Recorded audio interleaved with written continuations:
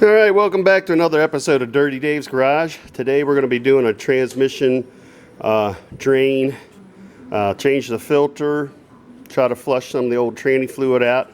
We're going to start this process by unhooking this top transmission cooler line that goes into the transmission cooler from the transmission. Try to get a light on it if I can so you can see it better. That's what we're talking about. To get this off, we're going to have to pull this little plastic clip out of the way, and if you can see underneath there's a little metal like locking clip. It's difficult to see, I know, but it's on this inside band here. We're going to get a pick under there hopefully and try to pry that out. I bought extras in case I lose it. Once we get that out, that hose should come out. Then we're going to put a piece of plastic tubing in there on both ends, put them in an empty jug, start the motor and try to pump out some of the old fluid before we drop the pan. So let me get the pick tool out, see if I can get that out. Once I do, I'll show it to you. Okay, this is what the clip looks like that we took out. I'm showing you that. I just used a little S-hook. Now I bought an extra pack of them from the auto parts store before I started this because they're real easy to lose. They spring on there around that groove, if you can see it. Try to get a little closer. In that fitting there's a groove near the end, and it just slips over that to kind of lock it in place. But I should be able to just pull that out now. I'm going to get a piece of tubing ready to put on the end. I've got a catch pan beneath to catch any transmission fluid that might run out. But once I get that hooked up, I'll show you what I did. I'm going to put my clip aside so I don't lose it, and we'll get to the next spot. Alright, let me show you what I've rigged up here. I got two different size tubings. I pulled that clip out and then jiggled out the transmission cooling line. It's got a metal fitting. You can see it on the larger tube here. You can see it in there. I stuck a smaller tube inside the cooler itself. I don't know if you can see that. Try to get down here where you can actually see where it's going in. It's a pretty snug fit. It fit in there. I'm hoping the pressure doesn't blow it out. I don't think these transmission pumps put out a ton of pressure, so it should just allow it to siphon it off. So I got both tubes going down into an empty windshield washer fluid bottle. Holds about a gallon. Doubt it's going to pull that much out. And we're just going to run it until we see bubbles coming out, and then we'll shut it off. So let me get this. I'm going to try to set the camera up so you can watch it, and we'll get that done. Alright, we're going to start up, see what happens.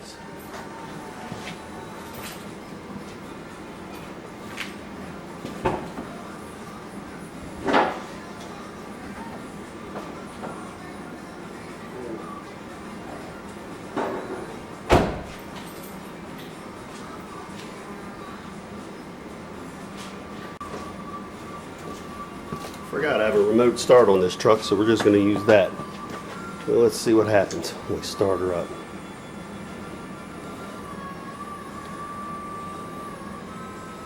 Hopefully the tube won't come flying out and squirt stuff all over the place.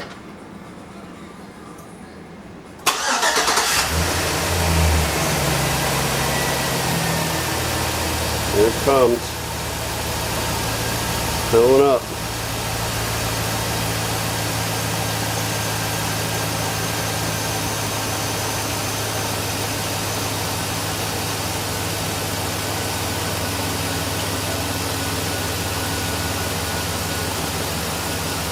Once I see bubbles, I'm going to tell it to shut off.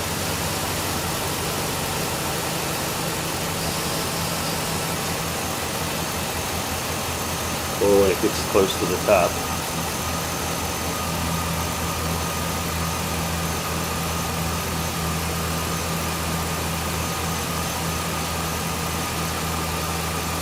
Alright, I see bubbles.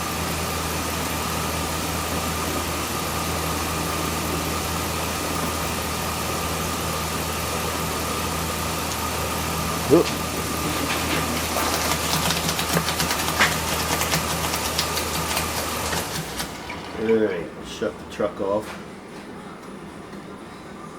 A little over a gallon out of it.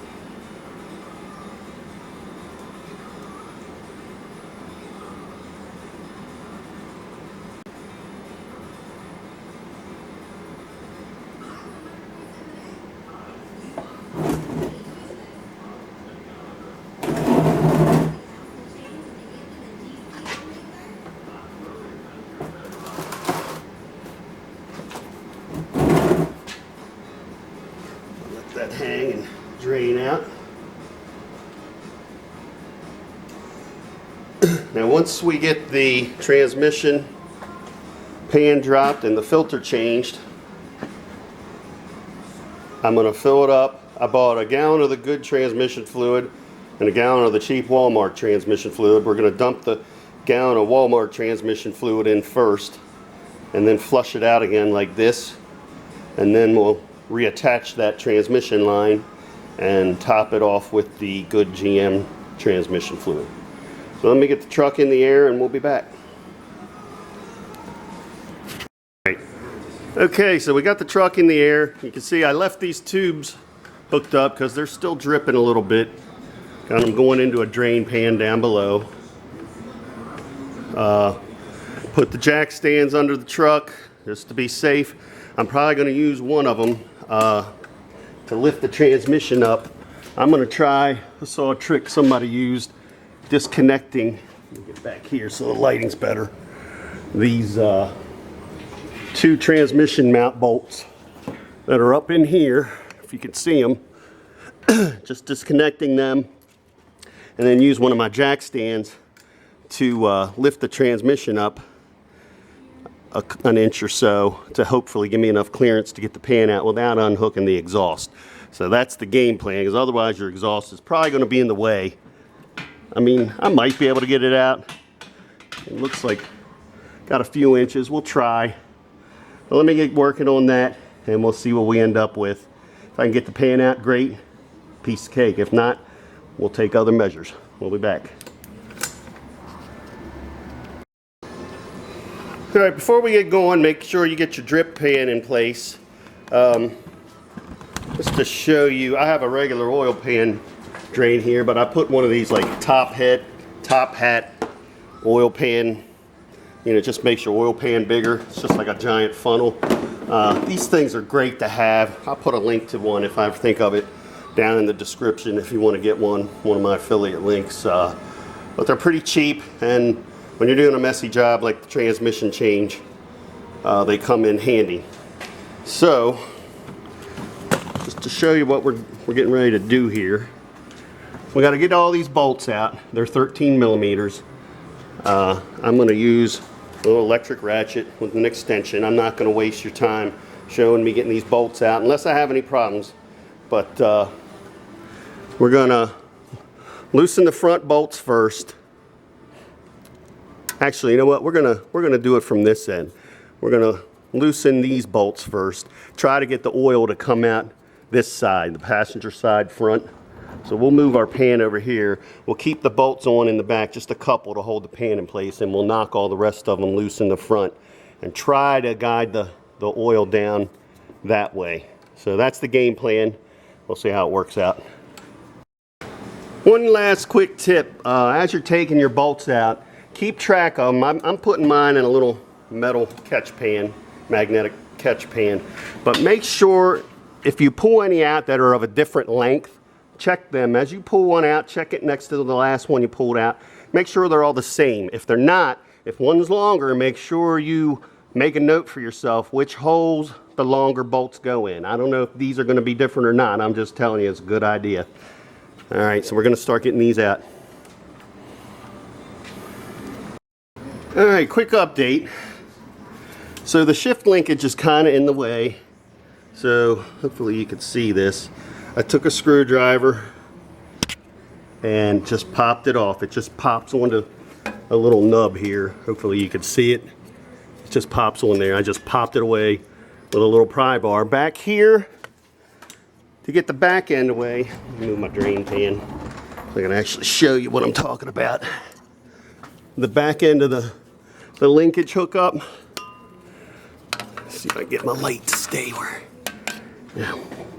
There's a metal clip on here. Hopefully you could see it. I pried it out with a screwdriver. That's what holds it into this bracket. So I didn't pop it all the way out yet. I just pulled it loose because I wanted to show you what I'm talking about. And I'm just gonna use a screwdriver. Let me see if I can do this while I got the camera in my hand.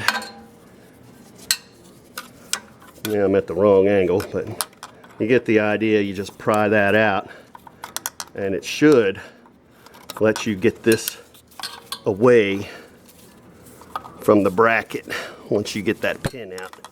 But don't lose the pin because you need that to lock it back into the bracket. You can see it's coming out. There it goes. Oh, don't lose your pin. But now this should come out. I have to probably knock on it a little bit, pry it out with something. But you get the idea. Get that out of your way.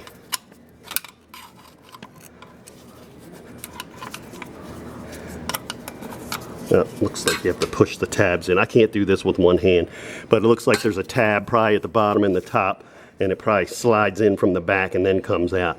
So I'm going to push those in and then slide it back this way and slide that out of our way.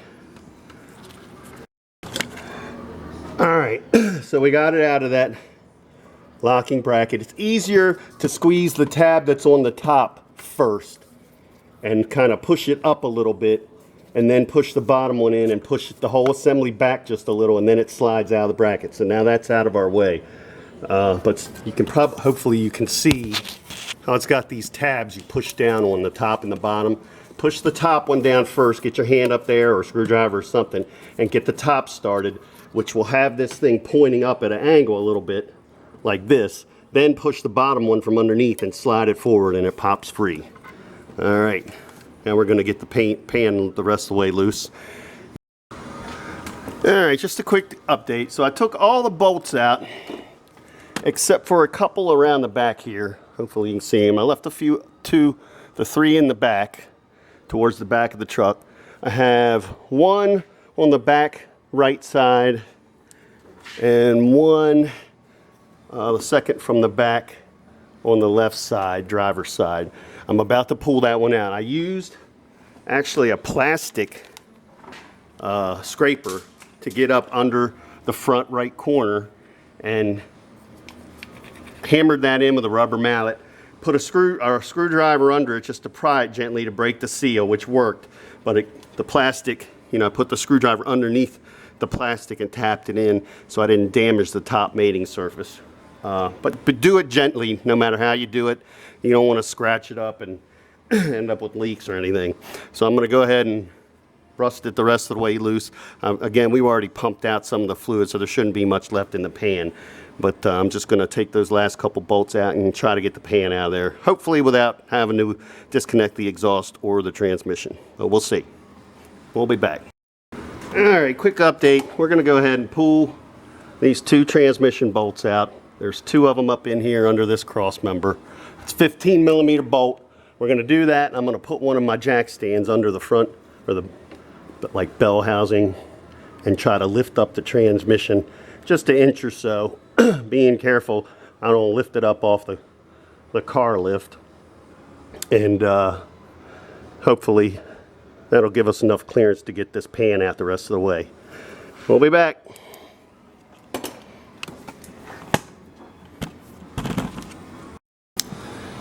Alright, so the pan is down. Didn't come out as the way I was hoping it would. I tried unbolting the transmission from the cross member and jacking it up a little. Problem was I had to put my jack in the front, my jack stand in front with a block of wood, and it was just too close and it blocked the pan from coming out. So I ended up kind of halfway doing it the way the book says. I went up and just removed, if you haven't access to air impact wrenches, this makes it a lot easier, as well as get you some of this stuff. I'll put a link to it in my description. It's Kano Croil, or Aero Croil, made by Kano. This stuff's hard to find. I can only find it online. I usually get it off Amazon, so I'll put an Amazon link down in the description. But this is the best penetrating lubricant, bar none. This stuff gets into everything. I don't care how rusty and bad it is. I sprayed this on and waited like a minute, and my exhaust bolts came right off. You can get it in the spray. which is, I have both. I have the spray and it comes in like squeeze cans. But the problem with the squeeze cans, you can't always get them where you want the stuff to go. The cans come with a little nozzle so you can make a stream if you want. But it's great stuff. Better than PB Blaster, better than W40, WD-40. But anyway, I just to show you, I only unhooked the one side of the exhaust. I took the 3 bolts out and then I just pulled down on it and it let me get the pan out. So hopefully that'll work for you as well. That way I only got 3 bolts to hook back up to put the exhaust back in when I'm done. So now I'm going to clean up the pan, get all the gasket off, you know, the old gasket off from around the top and the bottom, spray it out with some brake clean, wipe it down real good, and we'll put the new filter on and be back for that part. Alright, so I've gone around and cleaned up the old gasket material best as I could. I would use your hand first, go around the parts that stick on, because usually when the guys put a new gasket on these, they put a couple dabs of RTV on it or whatever that make a gasket crap is to kind of glue it in place while they bolt it up. So you'll have parts that might stick here and there and tear apart. Get the, you know, slowly pull it away in chunks and get all the big chunks off first. Then use if you have a plastic scraper, you can try that. I have a metal gasket scraper. It's got a dull edge to it. I use that on some stubborn spots.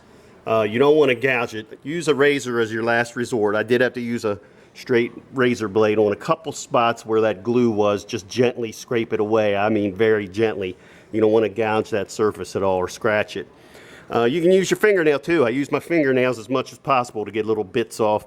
Then wipe it down real good with a clean rag. Before we put the new stuff up, I'm going to wipe it down with some brake cleaner on a rag. Don't spray brake cleaner in there. Just maybe put a little bit on a rag and wipe your surface where your gasket's going to go.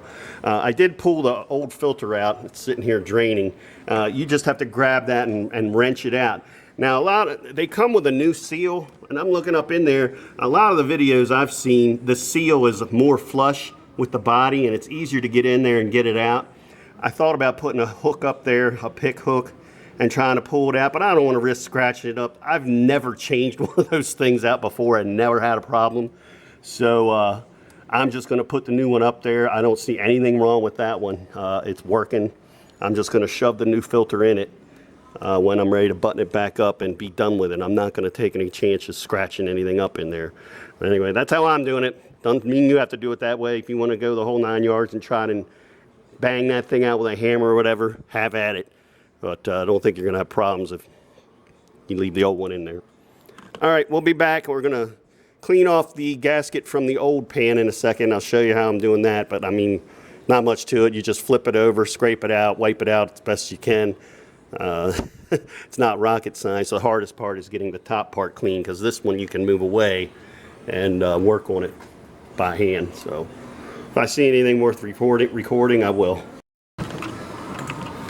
Alright, just a quick example of what I was talking about, pulling it off by hand. You see where it's kind of loose here? We'll get down at a better angle. I just go along and gently pull. You can tell when you hit the spots where they got the RTV. There's a spot right there. A little bit of it staying behind. But kind of work your fingers under it. Break it off in big chunks. Don't tear little chunks away. Just keep pulling at it with your hand. Like here, that almost stayed behind, but I was able to peel it off because I took my time. Just keep grabbing pieces and working at it. Don't just go in there hog wild with a scraper if you don't have to. A lot of this stuff comes right off if you're careful.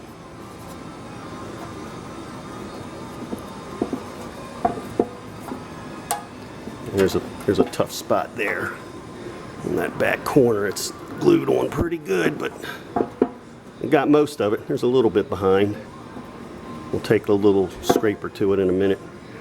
And if I have any stubborn spots I can't get off, I'll use a little buffing wheel with like a Scotch-Brite pad on it. Just buff it out, but it looks like it's going to come pretty clean. So let me get this cleaned up. We'll get the new gasket on, new filter on, and get her buttoned up. So I'm getting tired of being in this garage. Alright, the pan's all nice and clean. Use some brake clean on it. Clean it out real good. Don't forget take your magnet out if it comes out, clean that out real good because it's going to have crap all over it. Mine didn't have any like recess. Sometimes there's a reset it goes back into. It was just sitting right about there.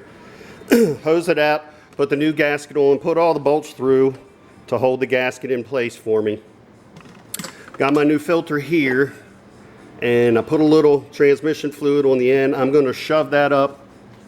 Let's see if I can do it while I got the camera on. And you just kind of, let me get this thing situated so you guys can see what I'm doing. Find the hole. The hole's right here. And stick it in the hole and work it back and forth. Wiggle it till it goes in. Sometimes you can, whoa. Sometimes you can, there you go, give it a solid hit. And it's up in there, that's all it takes. Now we're gonna put our pan back on, wiggle it in position, and start bolting the pan back up. I'm not gonna waste time showing you that. I mean, it's pretty simple, but I left this side of the exhaust unhooked so I can pull it down to give me a little bit of room. And once we get the pan up, we'll be back. All right, so we got our new pan up, our new filter up and our pan up. I was able to jiggle it in place with the exhaust out of the way. I'm just trying to get in a better spot. You guys to see the pan's up. The bolts are just hand tightened at this point. They're snugged up.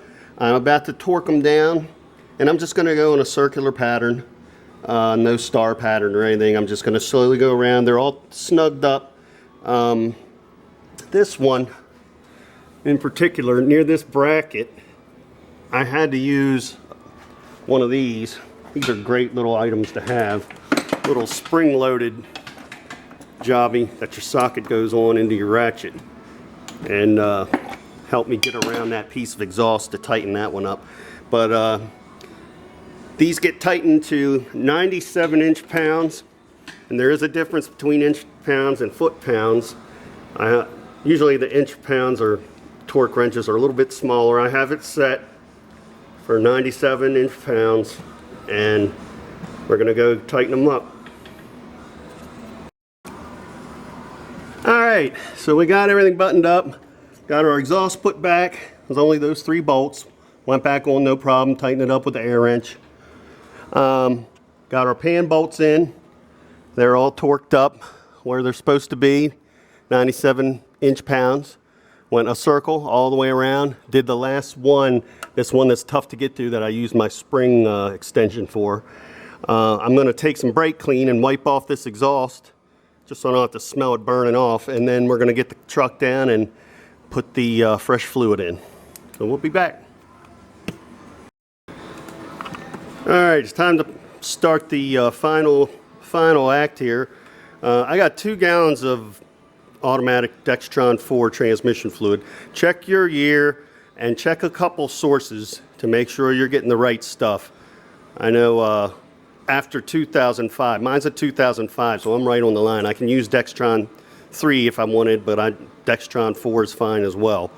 But I bought a gallon of the stuff from Walmart, cheap stuff. I'm going to pour that in first, then I'm going to pump, start the car like we did in the beginning, start the truck, pump that out, or pump a gallon more out, and I'll pump it right back into that container. And then when that stops pumping out, I'll fill it back up with the actual AC Delco that I got online. I'll put a link for that too, because it's a lot cheaper to get it from Amazon than it is to get it from the dealership. Save you 10 or 20 bucks a gallon. So check my link in the description for that and the other couple items I mentioned. And I'm going to pour that in, and we'll get that drained out, and we'll be back. Alright, so once again we're going to use our handy dandy remote start. Get this pumping out that other gallon. I dumped the clear jug out.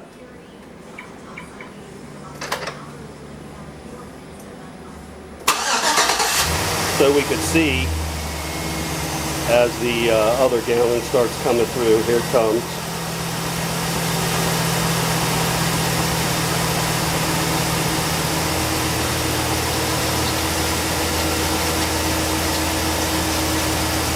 might have to grab that as it fills up.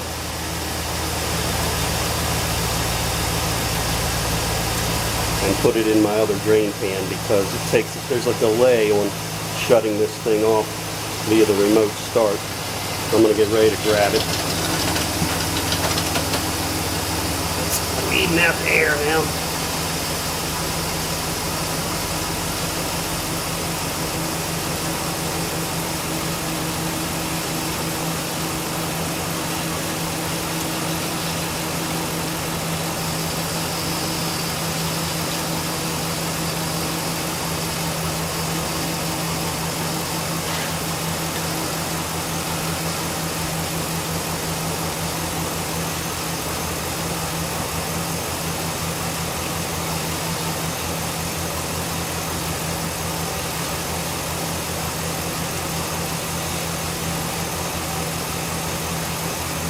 Looks like it's blowing most of the air. I'm going to pour this other gallon in just to be safe.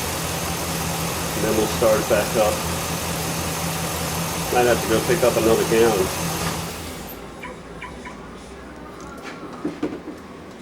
Alright, let me pause while we do that. Alright, one quick note. Don't forget when you're finished to reconnect your linkage.